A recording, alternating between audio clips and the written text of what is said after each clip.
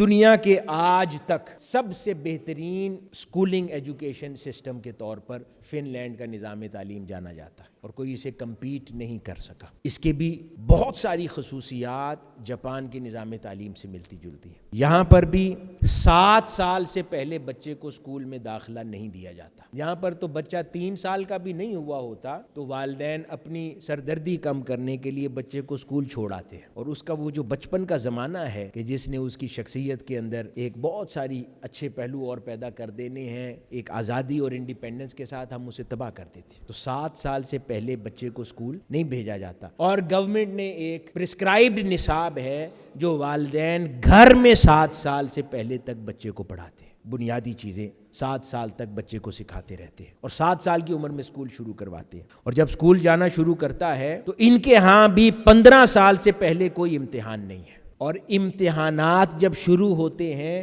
تو وہاں پر examination hall کا تصور نہیں ہے۔ وہاں پر ہر استاد اپنے بچے کو انڈیپینڈنٹلی اسیس اور اینالائز کرتا ہے، آپس میں مقابلہ نہیں کروایا جاتا۔ یہاں بھی جتنی بھی ترقی یافتہ قومیں ہیں انہوں نے یہ کنکلوژن نکالا ہے کہ آپس میں مقابلے کی فضا بنانا قومیں تباہ کرنے کے مترادف ہے۔ ان کے اندر یہ مرض داخل ہو جاتا ہے کہ مقابلہ ہی حیات ہے، معاونت کا جو تصور ہے یہ قوموں سے نکل جاتا ہے۔